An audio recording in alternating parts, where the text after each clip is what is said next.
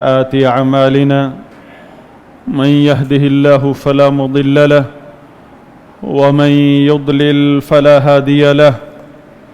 أشهد أن لا إله إلا الله وحده لا شريك له وأشهد أن محمدًا عبده ورسوله. يا أيها الذين آمنوا اتقوا الله حق تقاته ولا تموتن إلا وأنتم مسلمون. يا أيها الناس اتقوا ربكم الذي خلقكم من نفس واحدة وخلق منها زوجها وبث منهما رجالا كثيرا ونساء واتقوا الله الذي تساءلون به والأرحام إن الله كان عليكم رقيبا. يا أيها الذين آمنوا اتقوا الله وقولوا قولا سديدا يصلح لكم أعمالكم ويغفر لكم ذنوبكم ومن يطع الله ورسوله فقد فاز فوزا عظيما. أما بعد فإن خير الحديث كتاب الله وخير الهدي هدي محمد صلى الله عليه وسلم وشر الأمور محدثاتها وكل محدثة بدعة وكل بدعة ضلالة وكل ضلالة في النار. أيها الناس أوصي نفسي وإياكم بتقوى الله عز وجل. حضرات گرامی، یہ جو عربی میں خطبہ پڑھا جاتا ہے ہر جمعۃ المبارک میں، یہ وہ خطبہ ہے جو نبی صلی اللہ علیہ وسلم ہر موقع پر ارشاد فرمایا کرتے تھے، چاہے نکاح کا موقع ہو، چاہے عام کوئی خطاب ہو، نصیحت ہو یا جمعہ کا خطبہ ہو، اسے خطبۃ الحاجہ کہا جاتا ہے۔ اس میں رسول اللہ صلی اللہ علیہ وسلم قرآن کریم کی 3 آیات تلاوت فرمایا کرتے تھے اور اما بعد کہہ کر اہم ارشاد نبوی بیان ہوتا تھا۔ جو پہلی آیت ہے، بلکہ تینوں آیات کا مرکز تقوی کا بیان ہے۔ پہلی آیت میں اللہ تعالیٰ کا فرمان ہے، یا ایھا الذین آمنوا اتقوا اللہ حق تقاتہ، اے ایمان والو اللہ کا تقوی اختیار کرو جس طرح اس کے تقوی کا حق ہے۔ اللہ کے تقوی اختیار کرنے کا حق سیدنا عبداللہ بن مسعود رضی اللہ تعالیٰ عنہ فرماتے ہیں، اللہ کا تقوی اختیار کرنے کا حق یہ ہے کہ یطاع فلا یعصى، کہ اسی کی مانی جائے، اس کی نافرمانی نہ ہو۔ یشکر فلا یکفر، اس کا شکر ادا کیا جائے، ناشکری نہ ہو۔ یذکر فلا ینسى، اسی کو یاد رکھا جائے، کسی بھی موقع پر بھلاؤ نہیں، اسے بھلایا نہ جائے۔ صحابہ کرام نے عرض کیا، بحیثیت بشر یہ بہت مشکل کام ہے، اس میں بہت بڑی مشقت ہے کہ انسان خطا کا پتلا ہے، خطا کار ہے، کسی وقت بھی تھوڑی بھول ہو سکتی ہے۔ تو اللہ تعالیٰ کا فرمان نازل ہو گیا، فاتقوا اللہ ما استطعتم، اللہ کا تقوی اختیار کرو اسی طرح جس طرح بیان ہوا ہے، لیکن اپنی استطاعت کے دائرے میں رہتے ہوئے۔ وَلَا تَمُوتُنَّ إِلَّا وَأَنْتُمْ مُسْلِمُونَ، نہیں تمہیں موت آئے مگر اس حالت میں کہ تم مسلمان ہو۔ اسلام بغیر توحید کے کچھ بھی نہیں ہے، توحید نہیں، اسلام ہی نہیں۔ اسلام میں اور دیگر ادیان میں جو چیز فرق کرتی ہے وہ توحید ہے، ورنہ سب لوگ اپنے اپنے عقیدوں کے مطابق اللہ کو مانتے ہیں، اللہ کی عبادت کرتے ہیں، مگر اسلام نے جو عبادت کا نظریہ دیا ہے وہ توحید سے مکمل ہوتا ہے۔ اللہ کے نام پر چاہے جانیں قربان کر دو، اگر توحید نہیں ہے تو سب کچھ ضائع ہے، ہباء منثورا ہے۔ توحید کے بغیر عبادت ایسے ہے جیسے طہارت کے بغیر کوئی نماز پڑھ رہا ہو۔ وضو کے بغیر اگر کوئی نماز پڑھے تو اس کی نماز نہیں۔ توحید کے بغیر اگر کوئی زندگی بسر کرتا ہے تو اس کی دین میں، اس کی زندگی میں دین کا نام و نشان ہی نہیں، چاہے وہ حج بیت اللہ کے اعتکاف میں زندگی بسر کر دے، توحید کے بغیر اس کا دین میں کچھ بھی حصہ نہیں ہے۔ حضرات گرامی، اللہ تعالیٰ کا دوسرا ارشاد یہ ہے ان 3 آیات میں، جو آخری آیت ہے، یا ایھا الذین آمنوا اتقوا اللہ وقولوا قولا سدیدا، اے ایمان والو اللہ کا تقوی اختیار کرو اور کہو سیدھی سیدھی بات، ای عدلا وصدقا ولا الہ الا اللہ، کہ جب بھی بات کہو تو عدل کی بات کرو، چاہے اپنے خلاف جاتی ہو، اپنے قبیلے کے خلاف جاتی ہو، اپنے خاندان کے خلاف جاتی ہو۔ جب قبیلہ، خاندان، اپنی ذات سب قربان ہیں عدل پر، تو پھر یہ جماعتیں کیا حیثیت رکھتی ہیں؟ یہ جماعتیں تو ان کی کوئی حیثیت ہی نہیں، کہیں کہیں کے بکھرے ہوئے آ کر کسی ایجنڈے پر جمع ہو جاتے ہیں اور قرآن کو ہاتھ میں اٹھا لیتے ہیں۔ عدل کہو، عدل کیا ہے؟ قرآن اور حدیث، اس سے بڑھ کر کوئی عدل نہیں ہے۔ سچ کہو اور ہمیشہ لا الہ الا اللہ کا ساتھ دو، لا الہ الا اللہ کی دعوت دو۔ یصلح لکم اعمالکم، تمہارے جتنے بھی کام بگڑے ہوئے ہیں اس اصول کی وجہ سے، اس عمل کی بنا پر اللہ تعالیٰ بنا دے گا، سنوار دے گا۔ وَيَغْفِرْ لَكُمْ ذُنُوبَكُمْ، اور تمہاری خطائیں بھی معاف کر دے گا۔ ہمیشہ سچ بولو، عدل سے کام لو، عدل کی بات کرو اور ہمیشہ لا الہ الا اللہ کی بات کرو۔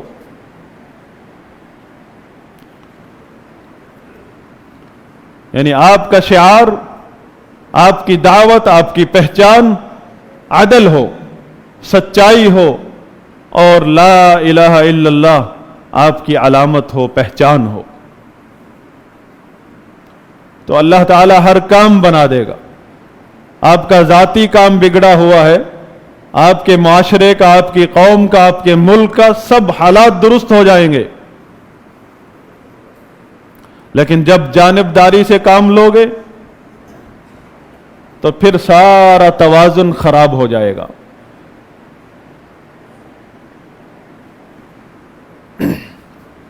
اور یہ فرقہ واریت، حزبیت، یہ تحزب، گروہ بندیاں، چاہے اپنے مسلک کے اندر ہوں یا اسلام کے نام پر فرقہ واریت ہو، یہ عدل سے خالی ہے، اسی لیے اس کو حرام قرار دیا گیا ہے۔ اسی لیے یہ یہود و نصارہ کا عمل ہے، یہ وہ عمل ہے جس سے ڈرایا گیا ہے کہ یہ امت بھی نقش قدم پر چلے گی، اس امت کے گمراہ لوگ یہود و نصارہ کے گمراہ لوگوں کے نقش قدم پر چلیں گے۔ ان الذین فرقوا دینہم وکانوا شیعا لست منہم فی شیء، وہ لوگ یعنی یہود و نصارہ جنہوں نے اپنے دین کو گروہ بندیوں میں تقسیم کر دیا، اے نبی علیہ الصلوۃ والسلام آپ کا ان سے کوئی تعلق نہیں۔ मामूली सा भी। और जो लोग, अल्लाह के नबी ने बताया लतत्तबिउन्न सनन मन कान क़ब्लकुम, तुम जरूर बजरूर अपने से पिछले लोगों यानी गुमराह लोगों के नक्शे कदम पर चलोगे। यानी इस उम्मत के गुमराह लोगों को कहा गया। तो जो शख्स भी रसूलुल्लाह सल्लल्लाहु अलैहि वसल्लम का मनहज छोड़ दे, वो रास्ता और मसलक जिस पर सहाबा और ताबईन हैं, जिसको इस्लाम कहा गया है, जो है ही असल इस्लाम, जो उस रास्ते को छोड़कर अपना जाती मसलक बना ले, अपना जाती एक स्टेज बना ले और इस्लाम का झंडा वहां लगा दे, क्या उससे नबी सल्लल्लाहु अलैहि वसल्लम का कोई ताल्लुक है? इस्लाम की कोई उसमें खिदमत है? इस्लाम की खिदमत, अल्लाह और उसके रसूल की इताअत, मुसलमानों का गलबा, वो रसूलुल्लाह सल्लल्लाहु अलैहि वसल्लम के नक्शे कदम पर चलने में है। और उसी तरीक़ेकार को जिस पर रसूलुल्लाह सल्लल्लाहु अलैहि वसल्लम ने सहाबा को चलाया है, उस तरीक़ेकार को अपना मसलक बनाने में ही कामयाबी है। इस उम्मत के अकाबिरीन रसूलुल्लाह सल्लल्लाहु अलैहि वसल्लम और आपके सहाबा हैं। अगर कोई शख्स उनके होते हुए अपने कोई अकाबिरीन बनाता है, असलाफ का दर्जा देता है किसी को, उसने गुमराही का एक मरकज कायम कर दिया है, ताकि लोग पहले उधर बैत करें, फिर जाकर सहाबा के नक्शे कदम पर चलेंगे, अगर वहां से इजाजत मिली तो। अगर वहां से कह दिया गया कि यह हमारा तरीका नहीं है, चाहे वो रसूलुल्लाह सल्लल्लाहु अलैहि वसल्लम और सहाबा का तरीका है, यह हमारा तरीका नहीं है, तो लोगों ने मान लिया जी हमारे अकाबिर ने फरमा दिया है, हमारे बड़े साहब ने फरमा दिया है कि हमारा यह तरीका नहीं है।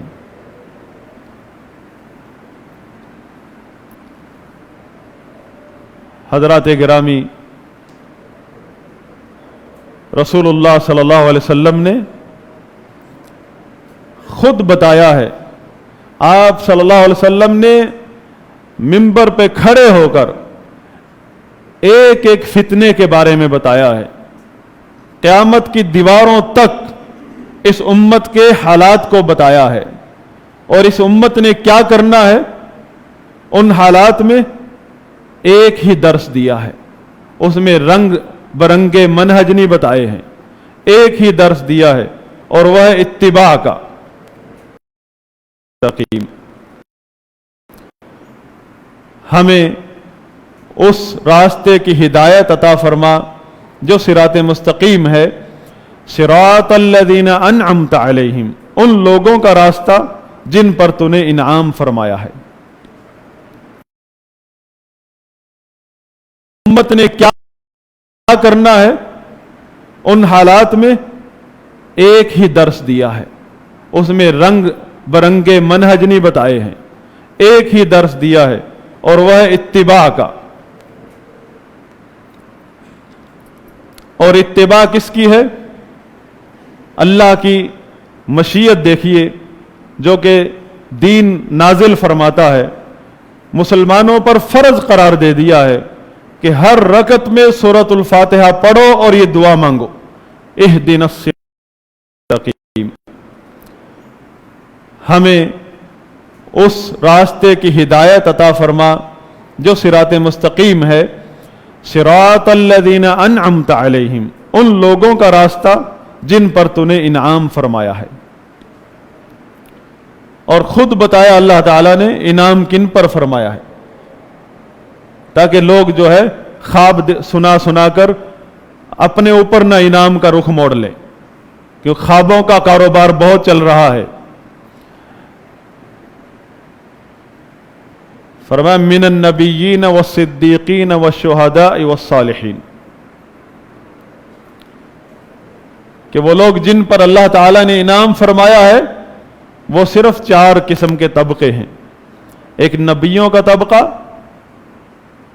जिनके खातमुन नबिय्यीन मोहम्मद रसूलुल्लाह सल्लल्लाहु अलैहि वसल्लम हैं, اس کے بعد جو مقام ہے وہ صدیقیت کا ہے، تو فرمایا وہ صدیقین، اور صدیق اکبر کی نشاندہی فرما دی نبی صلی اللہ علیہ وسلم نے کہ وہ ابو بکر رضی اللہ عنہ ہیں۔ تمام صحابہ کرام صدیقین ہیں، اور ان کے امام امتیوں میں وہ صدیق اکبر ہیں رضی اللہ تعالی عنہ، پھر ابو بکر، عمر، عثمان، علی اور دیگر عشرہ مبشرہ اور جو درجات صحابہ کے شریعت میں بتائے گئے ہیں، ان پر ایمان لانا ہر مسلمان کا فریضہ ہے۔ اس کے بعد فرمایا والشہداء والصالحین، شہداء، شہادت دینا، شہادت ایک شہادت ہے میدان جنگ میں اللہ کے دشمنوں سے لڑتے ہوئے جان قربان کر دینا، اس کی بڑی فضیلت ہے کہ شہید کا خون کا قطرہ زمین پر بعد میں پہنچتا ہے، اس کی مغفرت پہلے ہو جاتی ہے۔ اور اس سے بھی بڑا مقام ہے شہادت کا، شہید اللہ انہ لا الہ الا ہو والملائکۃ واولو العلم قائما بالقسط، کہ گواہی دی ہے اللہ نے کہ نہیں ہے کوئی معبود برحق سوائے اس کے، واولو العلم، اور اہل علم نے، اہل علم میں سب سے پہلے انبیاء کرام اور ان کے صحابہ ہیں، اور وہ علماء امت جو صحابہ کے منہج کو لے کر چلتے ہیں، علماء توحید، علماء اہل سنت، علماء حدیث، اور فرشتے بھی ان کے ساتھ ہیں۔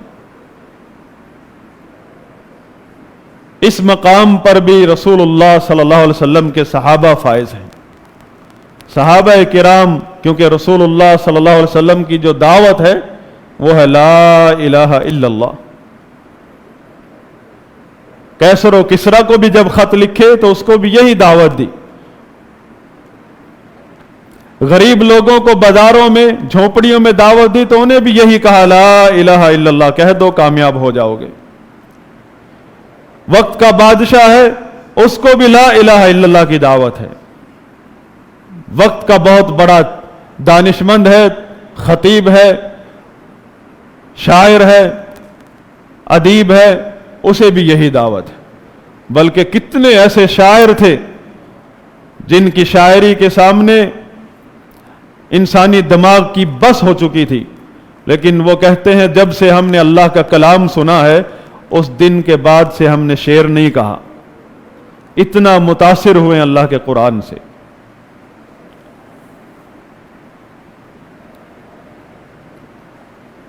تو صحابہ کرام نے جس طرح انبیاء کرام نے اس لا الہ الا اللہ کی شہادت کے لیے میدان دعوت میں اپنی گردنیں کٹوائی ہیں، میدان دعوت میں، ایک میدان قتال ہے، میدان قتال کا مقام بعد میں آتا ہے،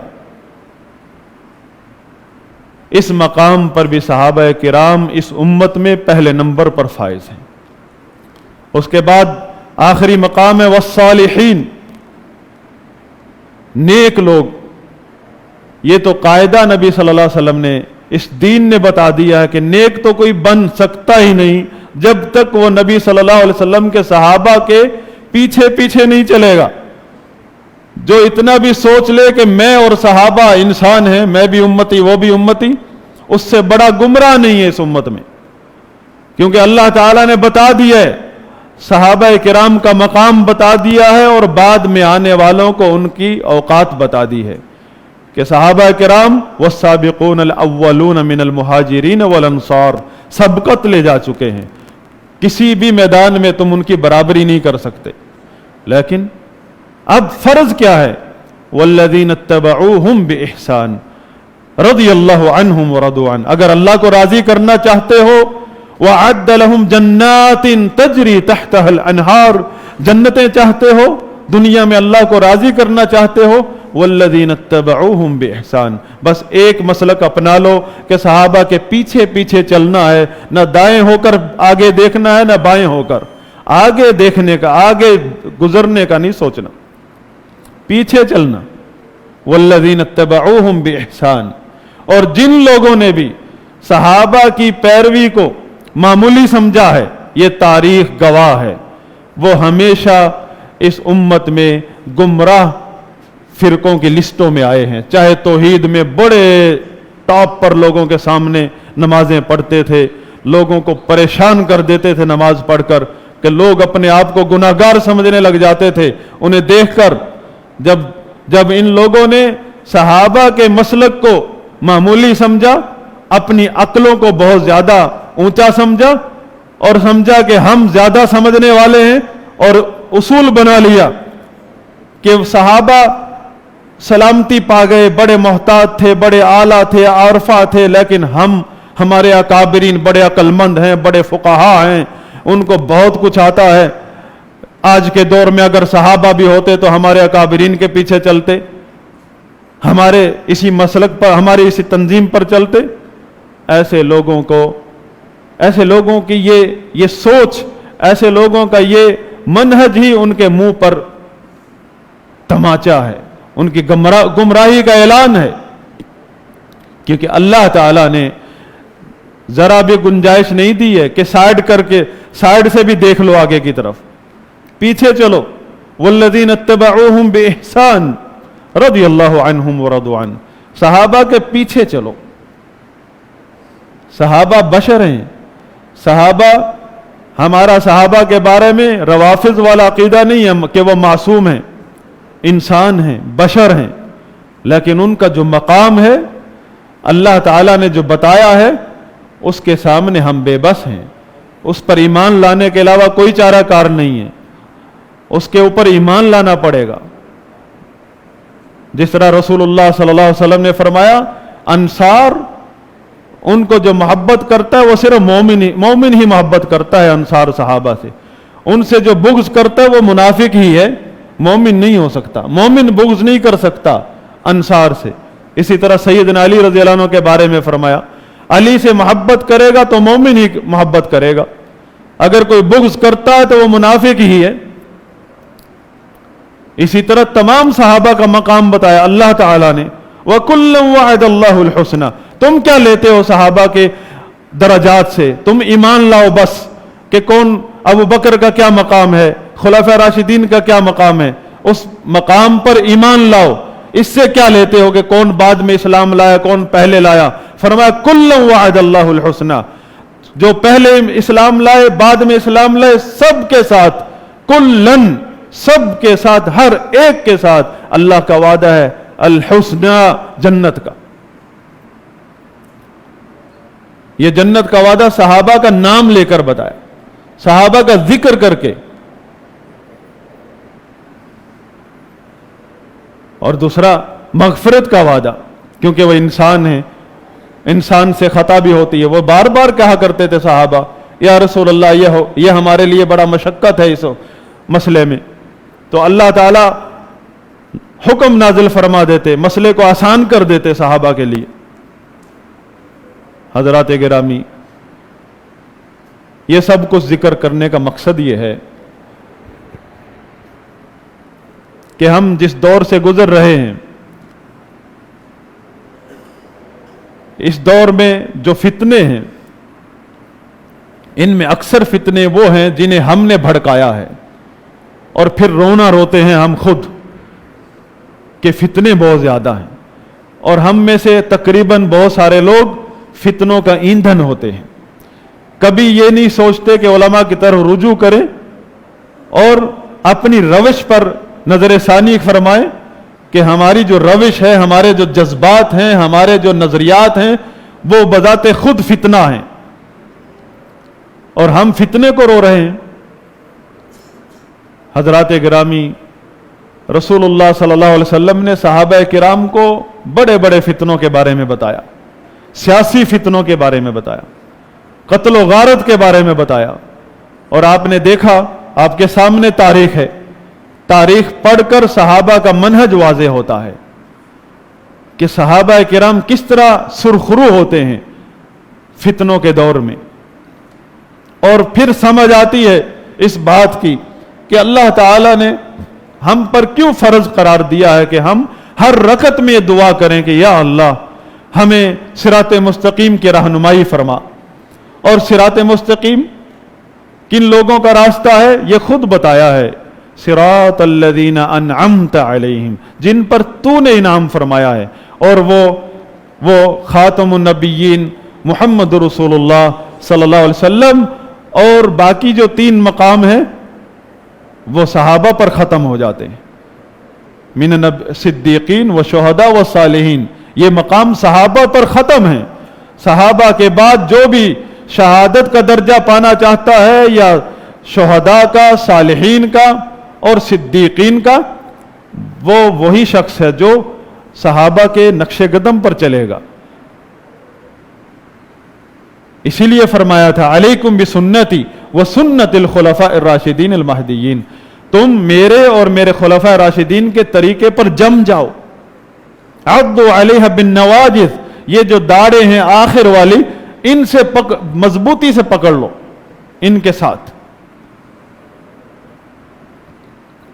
اور ہر خطبے میں یہ بات ارشاد فرمائی آپ صلی اللہ علیہ وسلم نے، ایاکم ومحدثات الامور، دور رہو ہر نئی چیز سے، ہر نئی بات سے دور رہو۔ فإن كل محدثة بدعة، ہر نئی چیز بدعت ہے، اور بدعت کا انجام نبی صلی اللہ علیہ وسلم نے بتا دیا ہے کہ جہنم لے جا کر چھوڑتی ہے، پہنچا کر چھوڑتی ہے بدعت۔ اور بدعت ہمیشہ دین کے نام پر ہوتی ہے۔ کوئی سگریٹ کا نام بدعت نہیں ہوتا، کہ حقہ پینے والے کا نام بدعت نہیں ہے، وہ تو معاصی ہیں، اور پینے والے کو پتہ میں گناہ کر رہا ہوں۔ بدعت تو وہ بدعت کہلاتی ہے جو کرنے والا کہتا ہے اسلام ہے ہی یہی، اور اپنے مخالف پر جو اسے سمجھائے کہ یہ بدعت ہے، اس پر گستاخی کا فتویٰ لگاتا ہے۔ بدعت کی تو یہ پہچان ہے۔ اقول ما تسمعون واستغفر اللہ لی ولکم ولسائر المسلمین فاستغفروه انه هو الغفور الرحیم۔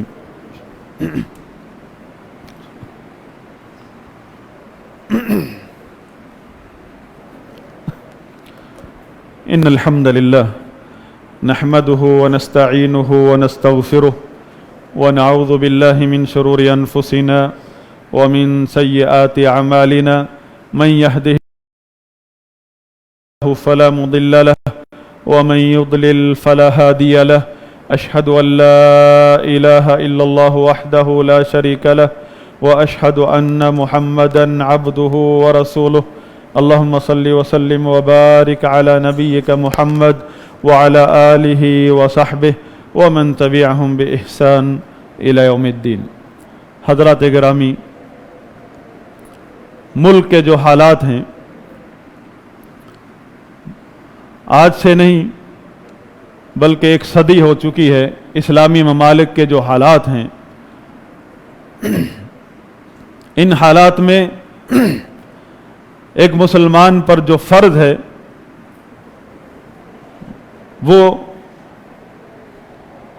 سلف صالحین کے منہج کو پہچاننا اور اس پر جم جانا، کیونکہ ہر فتنے کا حل، ہر فتنے اور بدعت کا حل سنت سے تمسک ہے۔